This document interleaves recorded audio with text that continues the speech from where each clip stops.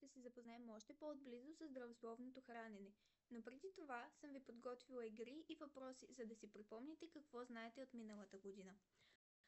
Първата трябва да разделите здрави и нездравословни.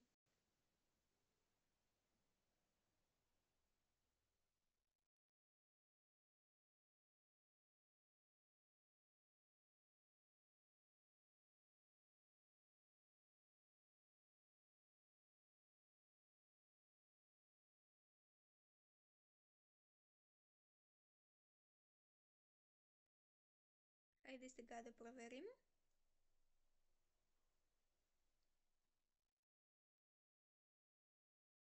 Справихте се много добре. Запомнете, всички продукти, които си набавяме от природата, са здравословни, а всички други, които са пакетирани и са създадени по някакъв друг начин, са нездравословни.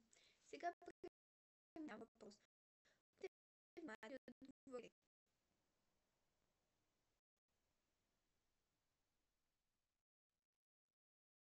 Точно така. Спортът е много полезен и е изключително. Сега мисля следващия въпрос.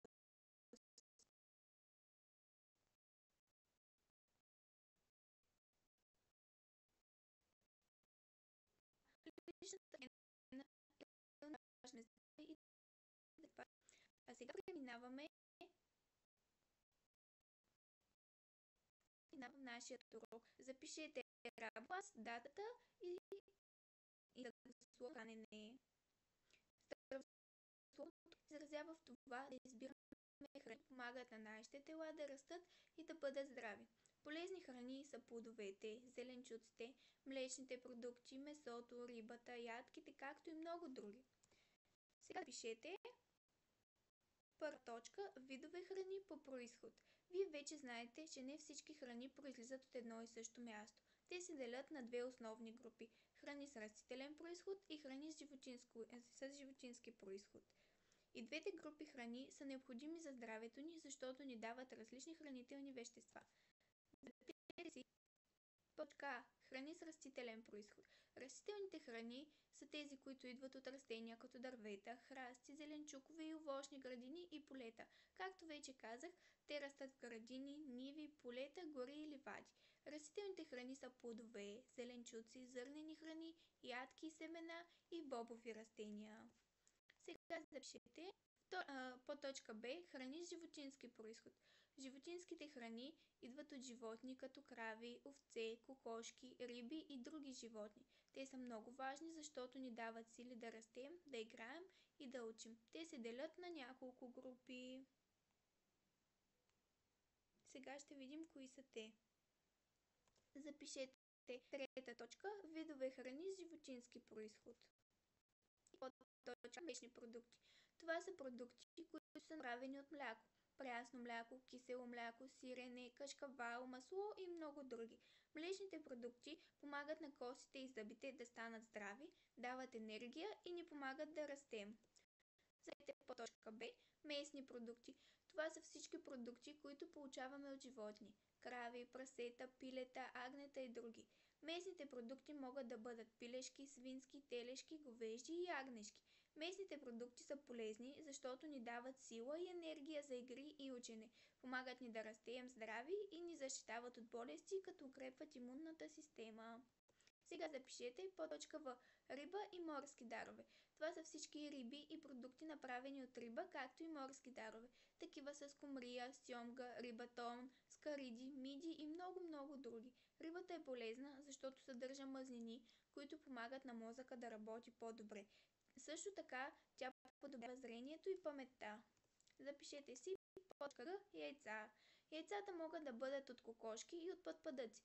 Те са полезни, защото ни дават протеини, за да растем силни и здрави и освен това съдържат витамини, които помагат на очите и мозъка. Сега си запишете по точка Д. Мед. Медът е полезен, защото ни дава енергия, помага ни да сме енергични през деня, помага ни да оздравеем по-бързо, когато сме болни, помага на стомашчето да работи по-добре и ни пази да не се разболеем. И сега ще направим няколко упражнения, за да затвърдим знанията, които научихме днес.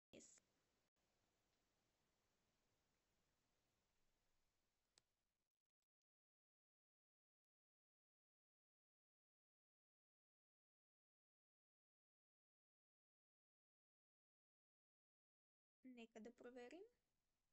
Точно така. А сега и да прочетем.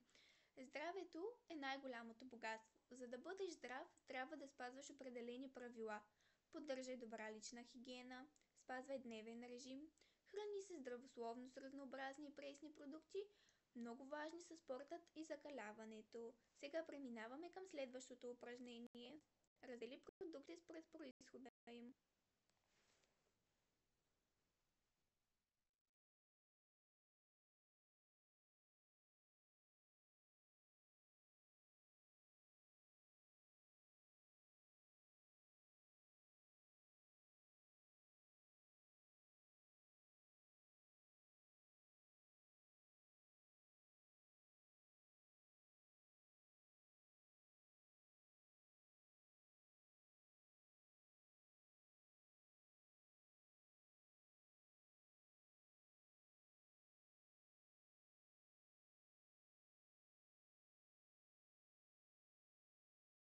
Сега нека да проверим. Справихте се много добре. Сега преминаваме към следващото упражнение.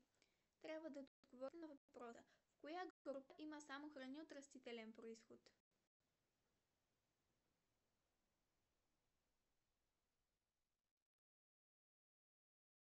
Браво! Сега продължаваме с следващия въпрос. В коя група има само храни от животински происход? Браво! И сега продължаваме нататък. Трябва да свържем картинката с съответната група храна.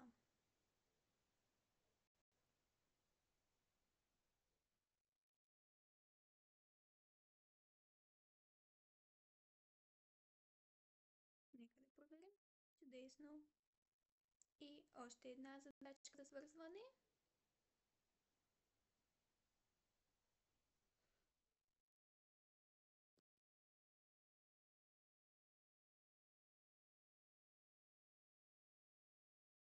Нека да проверим. Много добре. Сега с вас ще направим обобщение. Какво научихме? Какво разбираме по здравословно хранене? Здравословното хранене, това са всички от тези храни, които са полезни за нашия организъм и ни помагат.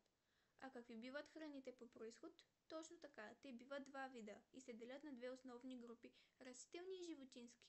Растителните храни са тези, които растат по дървета, полета, гори, ливади и ниви, а животинските са тези, които получаваме от животните.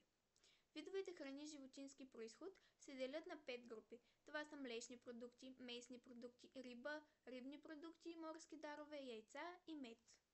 Ученици, справихте се много добре и съм много доволна от вас. Ще продължаваме да трупаме знания за здравословното хранене, но сега съм ви подготвила за домашно един работен лист. Това е всичко за днес. Благодаря ви. Справихте се чудесно.